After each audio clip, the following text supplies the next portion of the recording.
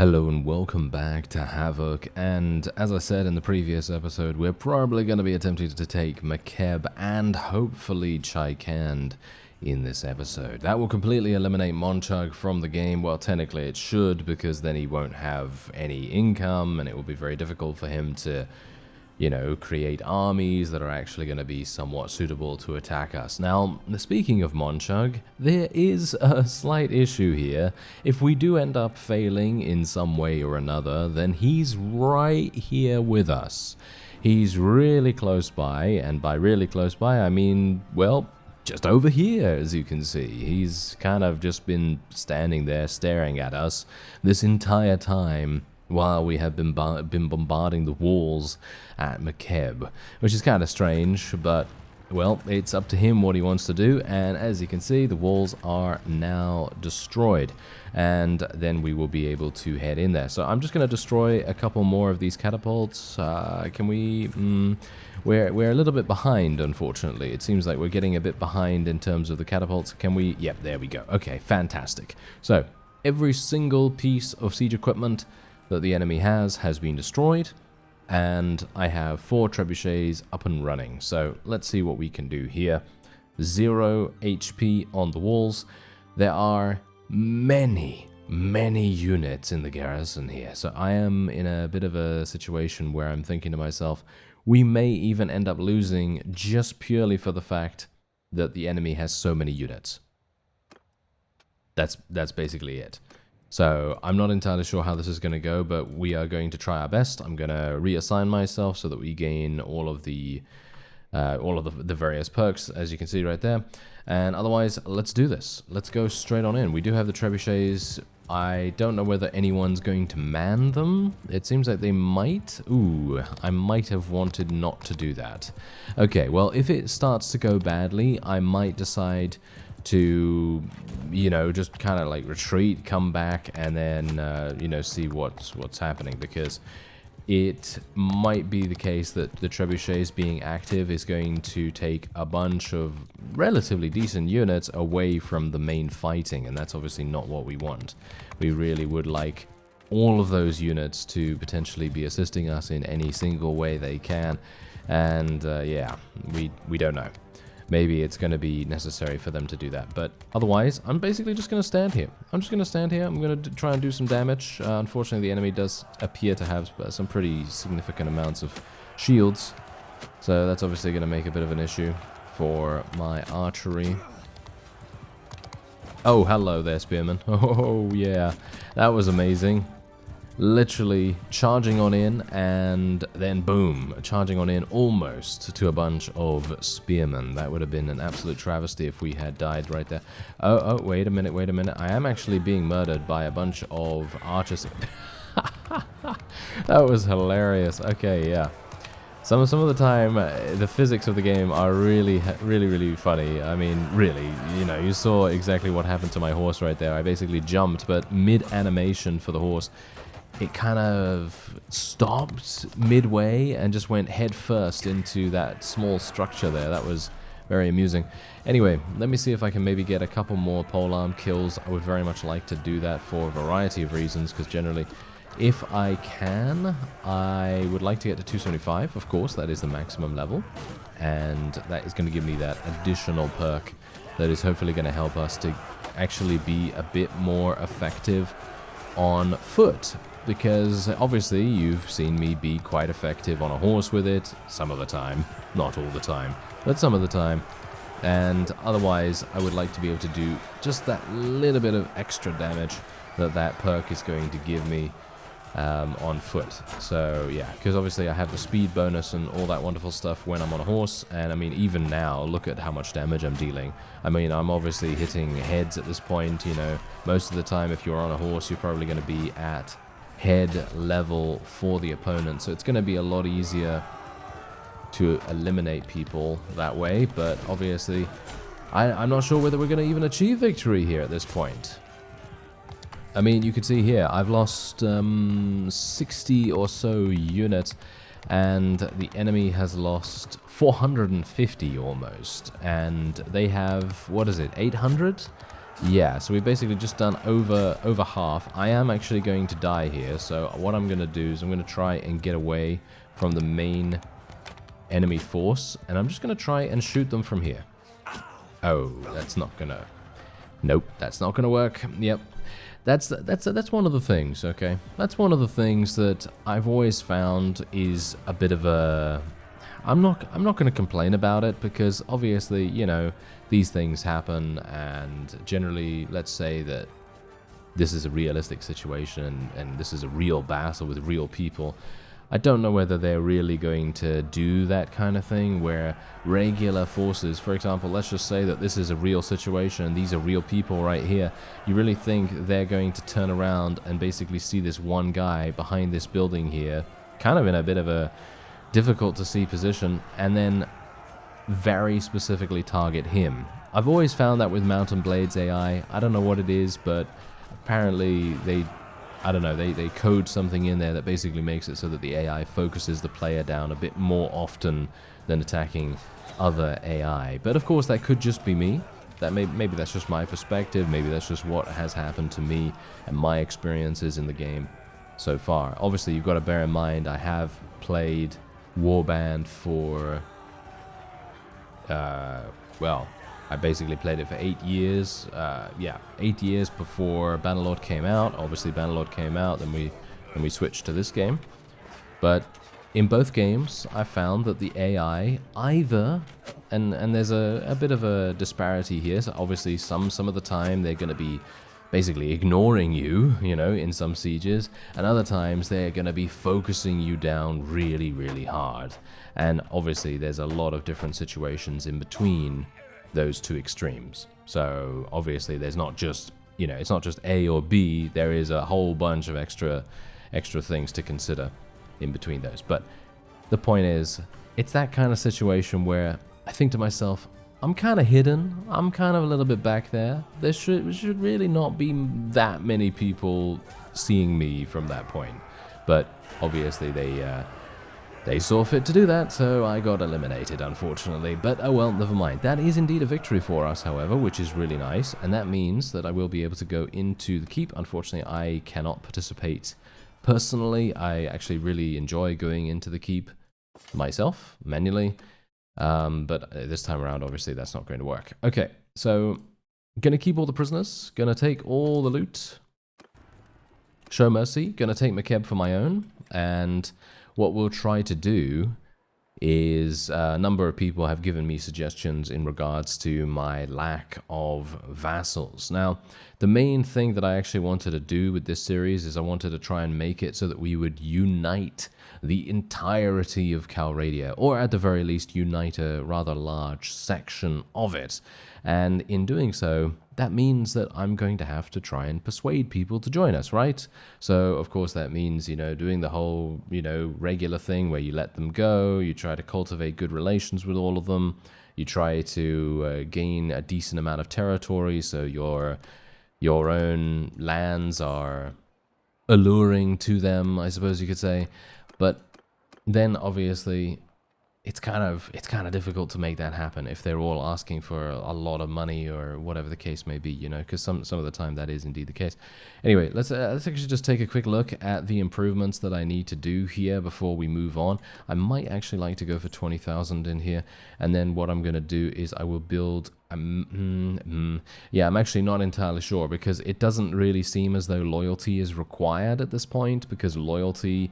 we obviously have a bunch of policies that handle that, so it's not really necessary. Maybe we want to go for the marketplace, maybe we want to go for the granary, because that does give us some extra food reserves and everything, and I think we're probably going to be getting food quite fast, because you can see here that it has tier 3 orchard upgrade, which is kind of amazing in itself, so I'm thinking we'll probably just do something like that, and then we'll go for the marketplace afterwards. And then otherwise, I'm going to be selling all the prisoners and going into the garrison, and then we will see if I can recruit some more people here. Let me see how many. Let's get 300. Don't really want to go for the full 350, although it actually wouldn't even be bad if I did that, to be honest. I don't think it would be too bad. We are over the capacity, and there's a reason for that. Oh yes, I know. Thank you very much for the reminders, because I always forget this, but I have a huge amount of saddles, as you can see right here. I have so many saddles, so I'm going to get rid of a load of these, because this is definitely taking up quite a bit of weight. As you saw right there, look at that. I think we had, what, 7,000 or 8,000 weight at that point, and now we have 4,000, so we basically cut it in half. Super, super useful, and so thank you very much to those of you that actually did remind me about that. Over the last couple of episodes, actually, I do apologize for not actually selling them that much sooner, but some of the time I get caught up, you know, I get caught up in a variety of different things that I want to accomplish in that episode, and then I forget about it.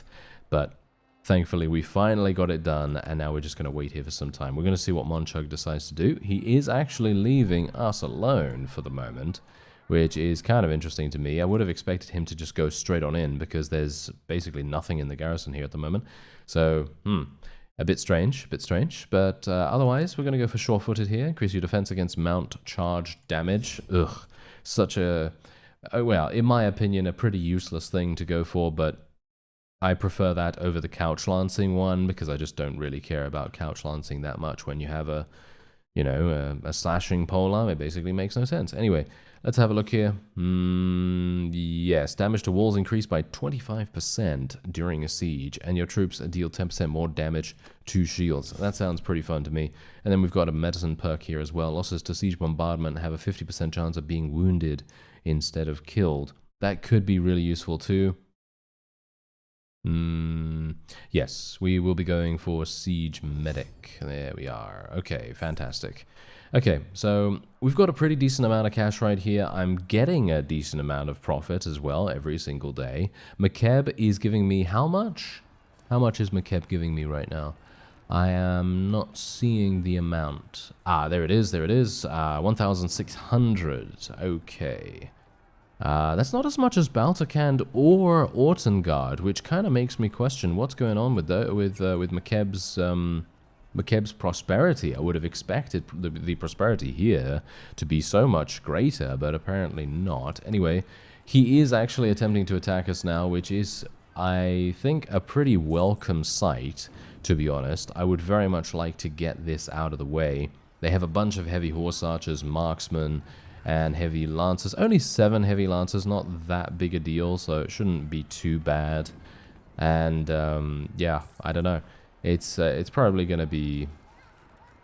I think it's probably going to be a victory, but it very much depends on what he decides to do, because if he decides to destroy the last of the walls, which we've actually repaired a little bit of them, they only have 1,500, actually now 860 HP remaining, but they're probably wanting to get both walls down, I assume, right? Well, that's kind of weird, in my opinion.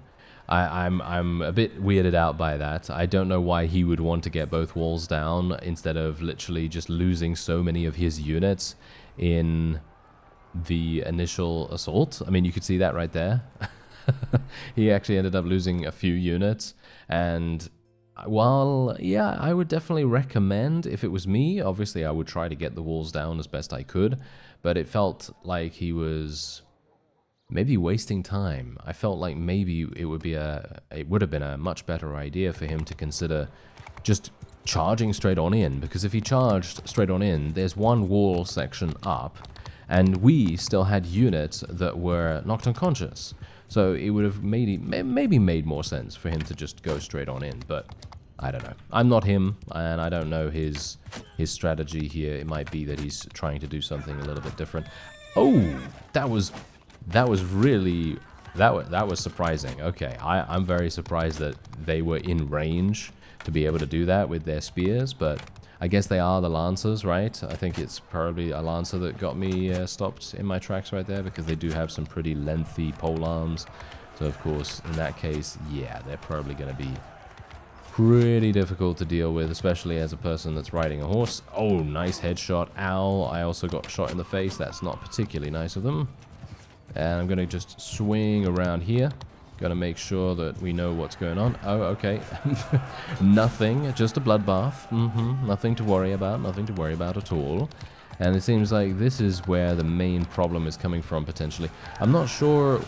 Oh, wow, yeah. No, never mind. Scratch that. I was gonna say, I'm not entirely sure what was going to happen with these forces here, or me being on a horse. I'm actually not sure whether it's even good for me to be on a horse at this point, because the enemy is just so good at stopping horses in their tracks. I mean, as I've said before in the previous episode, you know, spearmen, people that are relatively decent with any kind of polearm, basically, they are my nemesis. When I'm playing a cavalry-focused character, oh, don't even get me started. I literally might as well be eliminating myself at that point, because I generally tend to rush in, because it's fun, you know, it's fun to do so. And I'm generally not someone that's going to stand on the, you know, stand on the sidelines, because I generally like to get stuck in there, you know? I like to get stuck in there, I like to get a little bit of action here and there. And instead of not putting myself in a situation where I can take any damage whatsoever, because let's face it, if I don't take any damage, it's a bit boring. Or at least I think it's a bit boring, because that means that I'm, well, again, not really taking a risk. I'm not taking a risk, and it's not fun, you know? I feel like it's really fun to be running around in a siege. I know I've had these moments, and I know you've been with me in those moments as well, where I have, you know, tried to accomplish a siege, and in that very siege, I take massive amounts of damage at the very start. I get headshot once, maybe I, you know, take a shot in the shoulder or something like that as I'm climbing the ladder, and then all of a sudden, I'm in a situation where I'm up against so many units as I am attempting to clear out an archery nest or something like that. I'm at 5% HP or something along those lines, and then boom, we take a little bit of damage, and we've got 2% or 1% HP, and we're struggling, we're fighting for our very lives. And those kinds of moments, they're really good. They are really good, and they definitely provide some fun times. And that's the kind of thing I'm talking about. I don't really pride myself on fighting in situations and taking 0 damage, because while that's impressive, don't get me wrong, I think it's impressive for myself and for when others are able to do that as well, because I have done that sometimes. But yeah, I don't know, after you've seen someone fight perfectly for however many fights, it's just like, well, I mean, I guess good for you, because, I mean, you know, good for that person, whoever they may be, you know, good for them. But it's gonna be a case of, well, what's new? You know what I mean? What's new? And that's the reason why in these situations where I you know, charge in and I make a mistake here or there, it really provides that extra intensity to the whole situation, because in some cases, if I fail that siege, I'm gonna be in a really bad position. I don't know, I'm gonna get taken prisoner. I'm gonna lose all my units. I'm gonna have to get them back. I'm gonna have to find my companions again, and all that wonderful stuff. Yeah. So that kind of thing is what I'm talking about. Anyway, let me see here. I'm gonna continue to let them go, I guess. Maybe I should take Monchug prisoner so that he's not around when we attempt to take Chaikand. It might actually make sense for me to do that, so that's exactly what I'm gonna do. I don't know. I mean, generally, as I say, he is part of the ruler clan, so it maybe makes no sense for me to let them go anyway, but I kind of want to make it so that if we do get an opportunity to persuade or anything like that, then it's available. You know what I mean? It's available, and we can kind of just do what we want at that point. Anyway, let me see. I'm gonna get some troops. I'm gonna go and you know what? I'm not gonna sell any of my loot right now, because what I'm gonna do is I'm gonna try and find an additional companion to join us, because if I find a companion that actually has some pretty decent steward skill or generally fighting skills overall, it might make sense for us to get them and make them into a new clan leader, so that we actually have some additional forces to call upon in dire times. I'm thinking this one is going to be pretty good. Hasawa the Wanderer. Okay, yes, hello there. She called us Your Highness. Ooh, okay. I'm not used to that. Yes, I'm not used to that one bit. Okay, so now let's actually see what's going on here. Okay, so what we want to do is we want to make it so that she has the best possible gear. So we'll just give her some random stuff that I have in my inventory left over. Yep, that's the best possible gear. And then we're going to be giving her a shield. And she doesn't seem to have any archery skill. No, she has no archery skill. So she is more a case of, I am a thrown weapon person. I love thrown weapon people, so I'm pretty happy to have her on board. And what we're going to do is we're just going to head on over here. Maybe what I'll do is I might try to get her the best possible gear that I can within reason, because obviously I don't really want to purchase something that is going to bankrupt me almost instantly. So let's see if I can maybe get this. I think this seems pretty nice. That's only 23,000. This is 24,000. Yeah, we'll go for the 16,000 helmet, and then we'll go for some gloves here. No, we'll go for these instead, actually. And I need to hand these ones back. There we go. And what about some boots? Ah, we need some shoulders as well, don't we? Yes, yes. Okay, let's get her that. And we need some boots too. So what about these ones? Yes, these ones seem pretty decent. And boom! There we go. Instant upgrade for her. Absolutely amazing. Really, really nice. And does she have polearm skill? Yes, she does. But she also has one-handed. So let's see if we can get her something real nice. And I'm talking about a real nice weapon here. I'm thinking maybe a long saber. Long saber seems pretty nice. It's got some decent length to it as well. So let's give her the long saber. And we would probably want to get her some thrown weapons too. So let's get her some lowland javelins. They are, I believe, pretty decent. Or at least I think that they're pretty decent. And I don't think we really need to get her anything else. I mean, maybe the woodland javelin? No, that doesn't seem that good. The horseman javelin? No, don't really like that either. Okay, so what about a shield? We might want to go for a shield for her. I'm thinking, I don't really want to get any of these steel round shields. I don't like them at all, but maybe it would be useful. I mean, this shield's going to be amazing. This is going to protect her like no one's business. So I think I'm actually just going to get that one, and then we'll sell the rest of our stuff. So let's just try and reduce the amount of money that we're going to have to pay. Going to pay 31,000. I think that's pretty decent. And now what we're going to do is we're going to speak to her straight away. Yeah, we're going to speak to her straight away. Now, bear in mind, she is part of the Azurai culture, so this is not really amazing, and it may foster a little bit of rebellion in these areas. So I have to be a bit careful about which fief I provide her, but I'm thinking I will maybe give her... Ooh, I don't know. That's the thing. I really don't know. I'm thinking we'll probably give her Kaldovich Castle. That is relatively close. What about Okukai Castle, actually? Okukai Castle is better, in my opinion, because that is closer to us, but she has to be very careful about the Kuzate faction that's nearby, because obviously they're going to attack her quite often. So she has to be careful about that, but we're going to give her that anyway. Alright, we're going to pay 20,500 influence. That seems pretty good to me. And boom, there we go. Now we're going to have to call... Oh, no. Oh, dear. Oh, no. Okay. Yeah, okay. Awesome. Wonderful. Yeah.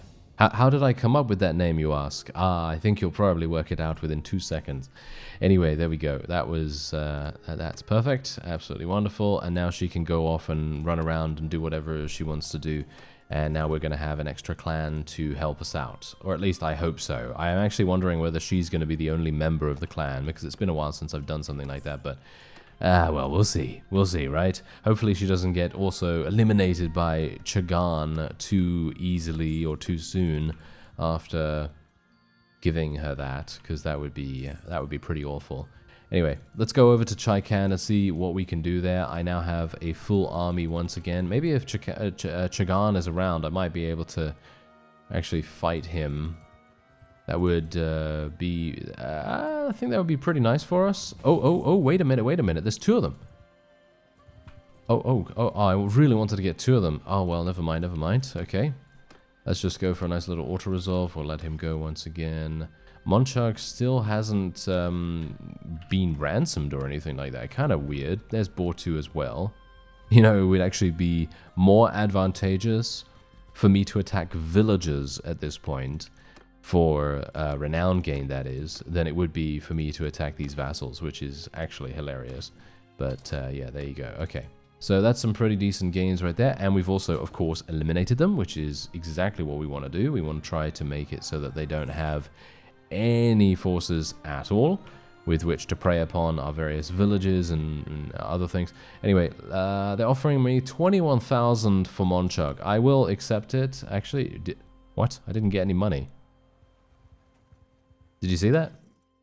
I didn't get any money for the ransom of Monchuk. Okay. Well, that's kind of weird.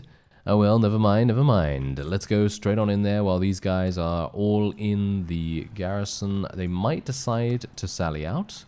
If they do decide to sally out, then I am more than happy to take them on a field battle. I personally really enjoy doing field battles in these kinds of, well, scenic layouts, and the environments that you get to fight in. They're so incredibly so nice and open-ended. They have the wonderful sunrise slash sunset, depending on when you're fighting, of course. And you just really have those wonderful rolling hills that you're going to be able to take advantage of as well. Tactically, it's going to make a big difference. But, well, we'll see what happens. I don't want to make peace with this faction, so I'm going to say no. Once again. Now, here's the thing. If we take this, war exhaustion is immediately going to become maxed out. So we're going to need to move fast as soon as we have taken this.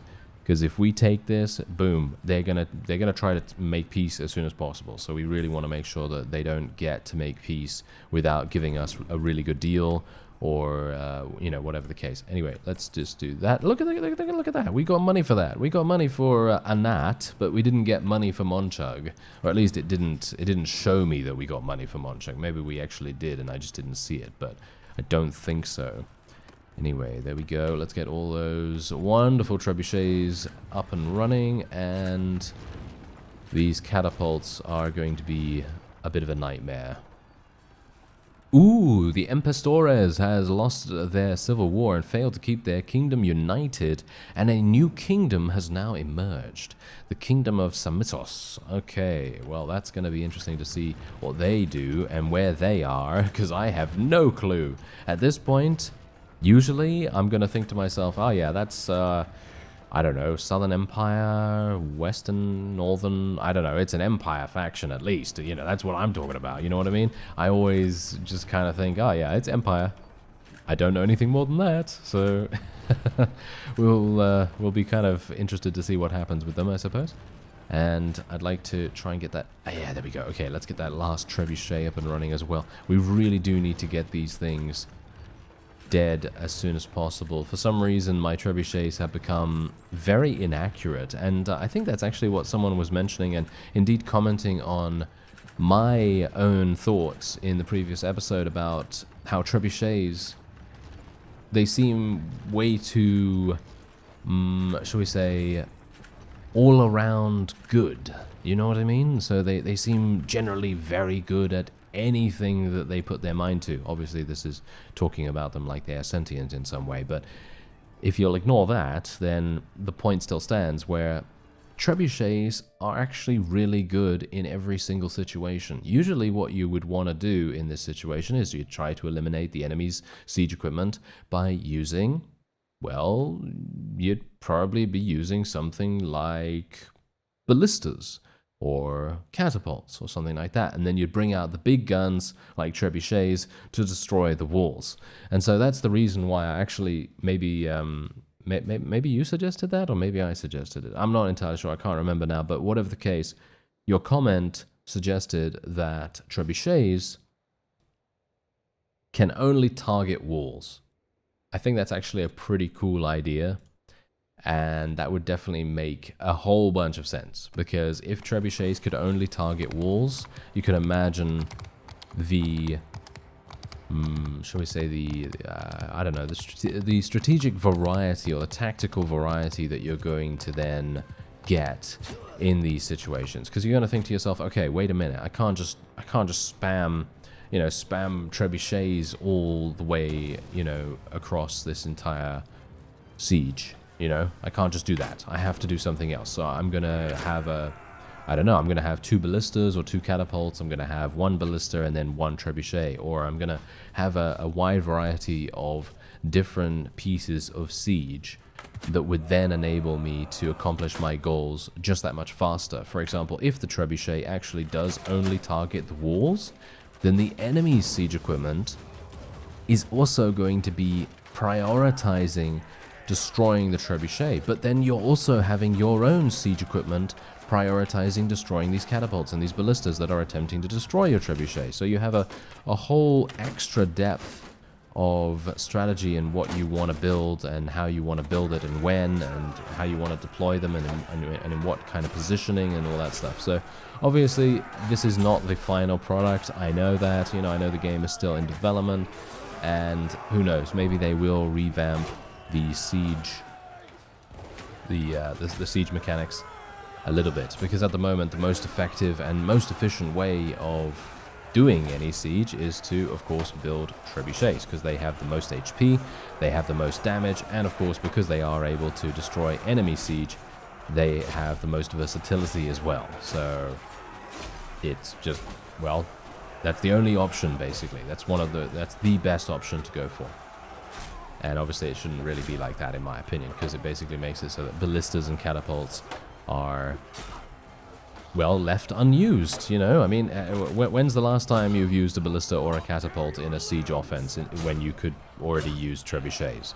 Because the only time that I've done that is when I have not really been wanting to destroy the walls and I just wanted to eliminate the catapults, and in which case I would probably just build some ballistas. But then in that case, you're also then going to be suffering so much more siege bombardment damage, and the siege bombardment damage is pretty significant. So it may very well just be a better idea to maybe buff the other pieces of siege. And I'm not talking about, just changing everything completely. I'm just, saying let's just change the stats around a little bit, maybe. Something like that. Because maybe if the ballistas were a little bit more difficult to kill and, well, maybe they did a little bit of bonus damage to the enemy siege equipment. I don't know. I mean, I'm just throwing around ideas here, like I've said before, time and time again.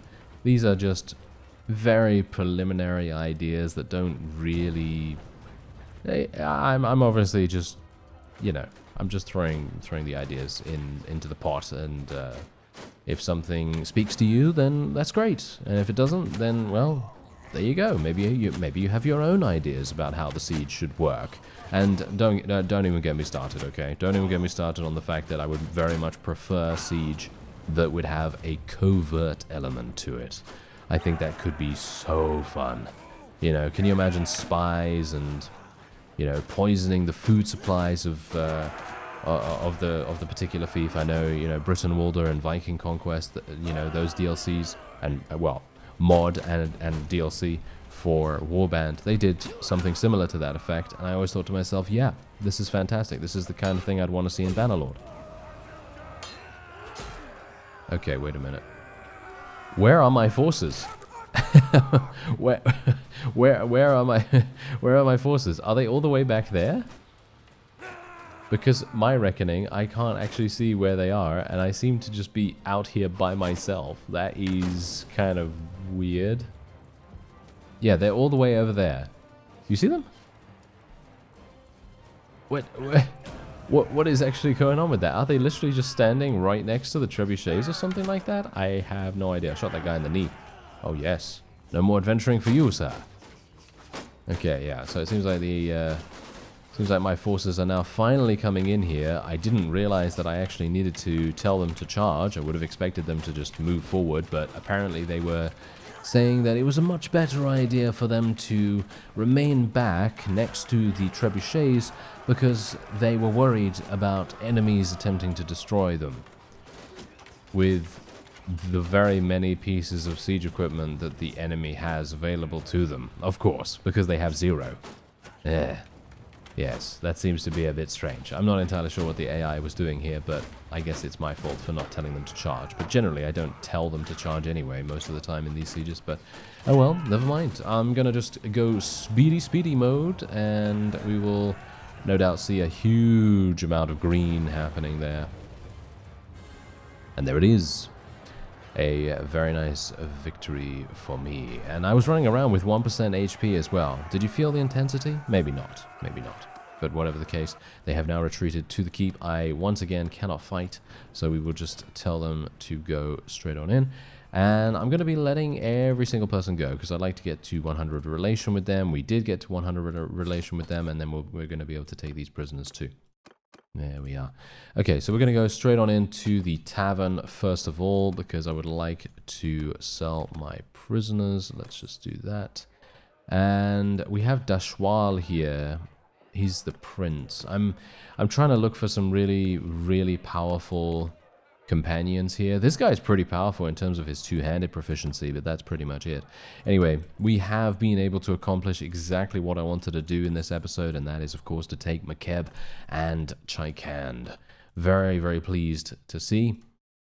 And now it's all about managing our towns. And what I might actually do is, between episodes, I might try to allow the game to run a little bit. So just let it run along, and let our towns get built up significantly enough so that we can kind of not worry about them anymore, because obviously this particular fief as well as Makeb had both of their walls be destroyed, and if I do declare war against another faction straight away, they're going to be our weak links, and we really do not want to have a full strength vassal coming on over here. Oh, wait a minute.